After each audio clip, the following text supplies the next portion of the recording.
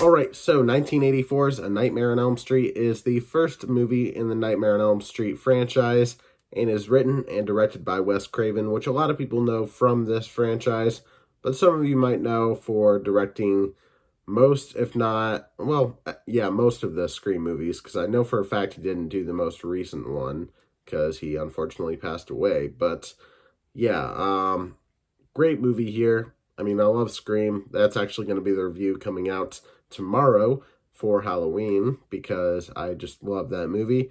But this one is another one I wanted to review for the channel just because it's such an iconic movie. I do love slasher films, and Robert Englund in here as Fred Krueger or Freddy Krueger is a very iconic slasher movie character. So, had to talk about this for sure. But as I said before, Robert Englund plays Fred Krueger. We also have Heather Langenkamp as Nancy Thompson, Johnny Depp as Glenn Lance, which I believe this is actually his debut, his acting debut, because in the opening credits of the film it says introducing Johnny Depp. So believe this is actually his first major role, if not first role in general. So that's really cool. We have John Saxon as Lieutenant Thompson, which is the father to Nancy Thompson in the film. Renee Blakely as Marge Thompson, the mother to Nancy Thompson. Amanda Weiss as Tina Gray. And forgive me if I pronounce this wrong, Jesu Garcia as Rod Lane. That's pretty much the main cast in this film here. And basically you have the character, in case you haven't seen the movie, the character of Freddy Krueger who kills people in their dreams. And for the people that haven't seen it, I don't want to go into too many details about the film, about certain things that happen, or the backstory of Freddy Krueger, because that plays a really big role in the movie. Sure, there's probably plenty of people that haven't seen it that know about it, just because it's ingrained in pop culture, but I don't want to spoil it for the people that actually haven't seen it. I would definitely recommend checking this movie out. Is it my favorite slasher movie? Not necessarily, but there's a lot of interesting things that I do in the movie where Heather Langenkamp as Nancy Thompson, like the way they show her with not only her acting, but the makeup as well, showing her being so sleep deprived, having like dark bags around her eyes, and there's even like gray hairs at one point, which just is a sign of immense stress, especially for somebody that's still in high school. That's insane. But yeah, she pulls it off really well. In fact, Robert Englund as Fred Krueger, I mean, he is Nightmare on Elm Street. He's what makes this movie Nightmare on Elm Street. He's what makes the entire franchise a Nightmare on Elm Street. But the thing I really love about this movie in particular is Heather Langenkamp. I think I was saying that wrong before, as Nancy Thompson. She is a huge standout in this film, and you'll have to forgive me, I didn't look too deep into it. I don't know if she's done anything else that I know of other than, you know, the other Nightmare on Elm Street films that she is in, which I don't know if she's in the sequel.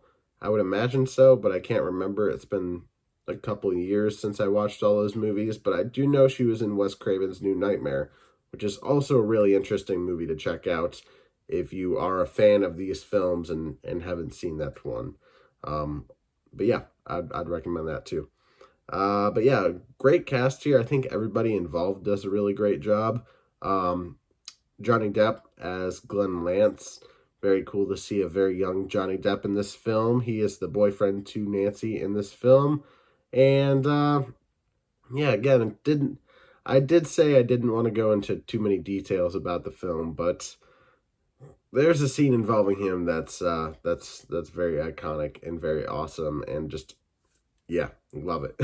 But yeah, I will say that Tina's mom, or not Tina, but Nancy's mom in this movie, absolutely hated the shit out of her. She was so awful throughout the film, and not the actress. The actress was doing a good job, but the character herself was so fucking shitty, and I hated her so much. That's something I didn't really remember from the first film, because, again, it's been pretty much 2 years since I watched this movie. Second time only rewatching it. And I didn't remember how shitty her mom was, but her mom is absolutely shitty. She's a drunk and just very, I hated her so much, especially in a certain scene involving Tina trying to leave the house and whatnot. And yeah, that scene had me fucked up for sure when I was watching this movie again. It's almost like the characters aside from Freddy Krueger, like the adult characters sometimes can be worse than the killer themselves. And that's kind of the case with the mom a little bit. Um, and there's a little more to that I won't go into, but um, yeah, I mean, there's a lot of really iconic and impressive imagery in this film, which is very impressive for the time that it's made. Sure, a lot of it's practical, like the whole Freddy's arms extending. I'm sure that was practical. But like the whole scene with, Freddy's imprint coming through the wall. Like for the people that have seen it, you know what I'm talking about. But that I don't know how they did at the time, but I really do like that. Does it look completely real like a movie would nowadays for the most part? Not necessarily, but it's still impressive for the time. I mean, if you go into this movie knowing it's not going to obviously be as up to date and as high, super high quality as the films are today for the most part, um, you're probably not going to enjoy it going into this with that mindset. But if you go into it with the mindset of, wow, at the time they didn't really have a whole lot of like VFX, if really any, and they had to do this all practically. And that's the kind of thing I love about these types of movies, these types of older movies that are very ambitious with the things that they do with their characters. Just giving them almost like Inspector Gadget kind of stuff. That's all I can really imagine with Freddy Krueger and his arms getting extended like that. Just like, oh my God, that reminds me of Inspector Gadget. But it's things like that I really appreciate nowadays, especially because back in that time, that's all they could really do. And they did some impressive stuff that, sometimes even looks better than some of the CGI that we get in movies nowadays. And this movie has a lot of cases and instances of having very, really great practical effects that really sell the scene. And I really do wish more movies nowadays, especially horror movies, would go back to practical effects for the most part, which is something that Terrifier 2 and the first Terrifier have done. From what I hear, I have not seen those movies, but I am actually kind of planning on watching them soon. So we'll see if I stick to that, but something I'm very interested in checking out for sure, especially since it's new and, they're using all practical effects pretty much. So that's really cool to me. But let me see here and try to see if I have any notes. I do have kind of a long note here.